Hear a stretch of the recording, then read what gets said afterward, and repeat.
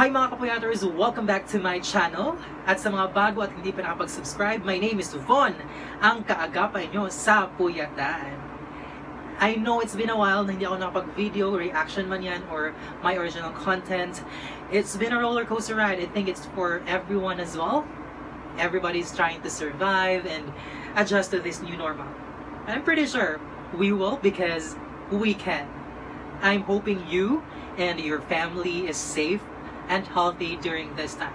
That's what's more important than anything else, right?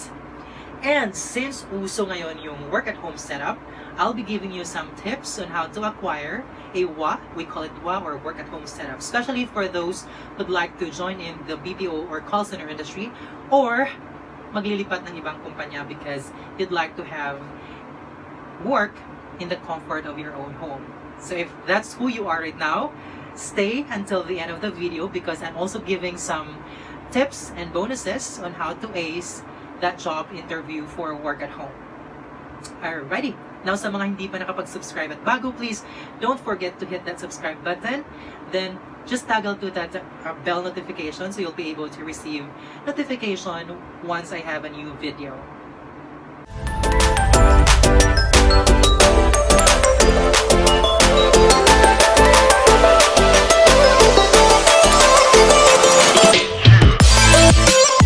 Okay, so uso ang work-at-home setup, but this is not for everyone. You also need to ask yourself, bagay ba sa akin yung work-at-home setup? Mainly because sometimes it depends on your personality. Now, if you're very outgoing and you love to talk, working at home might not be a good option for you because you'll just get bored and you'll be less productive. Pero kung ikaw yung medyo nandito lang sa sulok and you enjoy being alone and laging may me time, this is perfect for you because you'll survive, especially in the BPO industry wherein it's 24/7. So working at home at night with the cricket sounds in sa paligid mo, medyo mahirap siya for those outgoing people, but it's good for those introvert people. So it really depends. But if you wish to be more safe with your family and you have lesser time, because nakikita ko, story ko lang bago ko magtuloy, half of my time weekly I still go on site at nakikita ko yung mga employees namin, some of our employees nagbabike, tas pagdating sa building babae or lalaki to sobrang pawis na pawis. And these are employees, the BPO employees are actually underrated. Na we are still trying to survive and try to continue living for us to be able to pay our bills. So kudos to all BPO employees who are still reporting on site. Though to be fair with our company, I think 80% of our employees are already working at home. But don't get me wrong for other companies, it really depends because there are clients who won't allow you for a work at home setup. Mainly because there are security risks and may mga accounts na high risk in terms of fraud. So we need to understand that instead of parang ranting lang sa mga company natin because this, and we're comparing from one company to another. I'm pretty sure all companies right now are trying their best to be able to figure out a plan from A, B to Z. So let's just be patient and try to work with them. Okay? So going back, so here's what you need to prepare para sa work-at-home setup, especially if you are trying to apply right now to a different company or you don't have work right now at nagtatry kang maghanap ng mga work-at-home setup. And this is, for now, specific to the call center industry or BPO industry, okay? It is important to actually prepare your internet connection. Strong internet connection, that's important. Though there are a lot of companies who's offering free internet connection as well as equipment or machine, but it is an edge and an advantage if you have your own PC as well as you have your own internet connection. Why? Because you'll be prioritized by the company. Of course, they are trying to purchase the machines. They're trying to partner with different networks to be able to have bulk requests for machines and internet. But while waiting, because it's going to take longer, pag merong nag-apply na meron ng machines and internet, that's an advantage and that's your edge already. I'm not saying that less potential na ma-hire yung walang mga internet as well as machines. Meron naman. Ang sinasabi ko lang, you'll be prioritized because you're ready to work. All they need to do is just check if you're qualified and skilled enough for their specific account where you'll be profiled. Tapos, go for the training, virtual training ka na. So, wala nang hassle, di ba? So, it is also important to remember na in any work and in any industry, investment is a must. So, kung gusto mo talaga na makapagtrabaho sa pandemic time or pandemic, then mag-invest tayo ng konti. Sobrang, I know na medyo we don't wanna spend a lot of money because nagtitipid din tayo. Pero, importante din yun. In any investment, meron namang ROI or return of investment. And that's having a job and having a stable job during this pandemic. That's what we are after, right? There. Normally then, it's 10 Mbps yung pinakamababang internet connection. Tapos sa machines, may mga security na pinapa-plug in or pinapa-download security app to ensure that your equipment is ready and ma-eliminate or ma-eradicate or ma-lessen yung potential na ma-hack siya at magkaroon ng fraud sa using your equipment. Kasi yun yung medyo delikado din sa client side because again, it's integrity that we're trying to cover and we're trying to tell our clients na we can have a work at home setup and we can ensure you that we have high security measures. So that's one, equipment and internet. What's next? It is also important to prepare a space at home where you're ready to work. Less noise, especially if you're applying for a voice account, as well as medyo better yung setup because guys, for work at home setup, sinasabi ko nga, it's not for everybody. And pag nasa work at home ka na, it's going to lessen the difference between what's work and what's home because kinumbine mo na siya. So it is important na meron ka isang space at home wherein saan ka mag-work. Kasi pag mag-combine na siya, nalilessen yung balance between work and yung life mo. So, it is important to have yin-yang pa din. Because, at this point in time, mental fortitude is really important. Mental fortitude is really important. Totoo yun, guys. Because ang kalaban mo is really your mental capacity to overcome paranoia because anywhere or anybody can be a courier of the virus. And working at home and not being able to go out, chill out, have a nightlife, it's going to take a toll on your mental stability. So it is important na sa bahay mo, separate pa din yung workplace mo, kahit maliit lang na workspace, at meron ka pa ding yung normal na bahay para magkaroon pa din ng balance as much as possible. So yun, internet, computer, as well as workspace.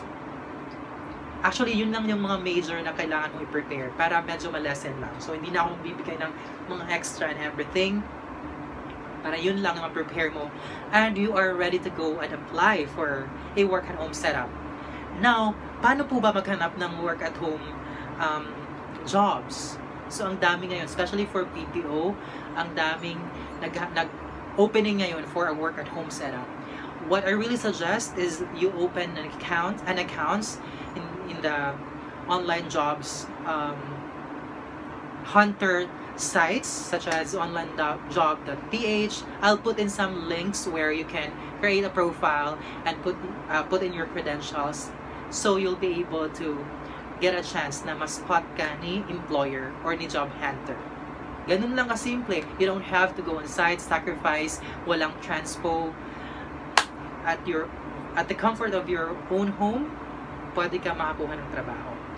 Other options would be joining different BPO pages in Facebook or any online social media accounts or pages na nag-offer at maraming magre-refer sa'yo ng mga potential employer or employers.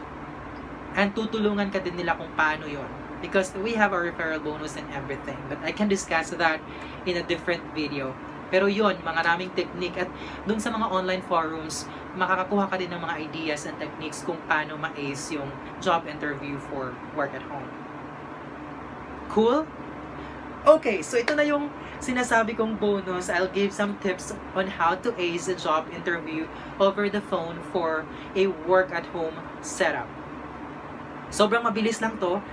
First, pag tinanong ka, why do you prefer to be in a work at home setup? How ready are you for a work at home setup? Now, when your answer, you know, like a lot of applicants that I heard during the interview, ang lagi nilang sinasabi, it's because I have more time for my family, I'll be able to bond with my children and be able to look after them and maximize my productivity. That is great and that's okay, but at the same time, you need to meet halfway as to what you can offer to the company. Instead of saying that, give some benefit for both of you, not just on your own, but also for the company you'll be working if ever you'll be hired. So you may say, you know, I have more time and I can be more productive at home, mainly because I can eliminate the travel time, especially right now that you need to wait for the transportation. Also, it lessens my stress going to the office. So that means to say I have more energy to focus on being productive when I'm working at home. I have ample time to prepare and not really cram in terms of my time when I'll start working at home. So that will be beneficial for myself as well as for the company that I'll be working, or for you as my employer if ever I'll be hired. So see, it's in the middle. Even if at the back of your mind, ang iniisip mo, syempre, mas matutulungan ko yung pamilya ko, andyan lang ako lagi. But at the same time, you need to make your employer feel that it's going to be an advantage as well for the company who will be hiring you if mag-work at home setup ka. That's one. Second, what's your personality? You need to be able to exude that confidence that work at home setup is for you. So you may tell, I am an ambivert. So you need to also be able to exude that you are fit for the work at home setup. Mainly in terms of your personality, dapat masabi mo at mapakita mo sa kanila, or masabi mo sa kanila na yes, you might be outgoing, outspoken, but you can also focus without anyone around you. You are more productive when you are not being disturbed by your colleagues, and it's easier for you to communicate via chat or via phone call when there's a need or you need an assistance. Because that's important, that they will feel na hindi ka makatulog, na it really fits for you. Because as what I was saying earlier, hindi po lahat fit for a work at home setup. Sinasabi ko na po yan because I have a lot of employees right now na yun na lang po. Third, push for your advantage. So una, pinag-prepare ko kayo and what are the things that you need to prepare when applying for a work at home setup. Use that towards your advantage. When you'll be asked, how prepared are you for a work at home setup? You know what? Just tell them, before even applying, I prepared my own machine, my internet connection, because I really want this. I have my own space because I planned for it. Because I'd like to make sure that I have my own space, I can focus, no disturbance outside, because I know that I have my family and all that. You need to make an emphasis how much is the preparation or are the preparations you made to be able to acquire a work at home setup.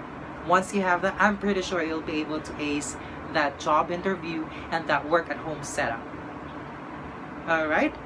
I hope you were able to at least get some tips and technique on how to acquire a work at home setup, and I'm really hoping that everybody will be able to get a job especially for those people who's working in the BPO industry or trying to be in the BPO industry. I really want you guys to be able to join in our industry.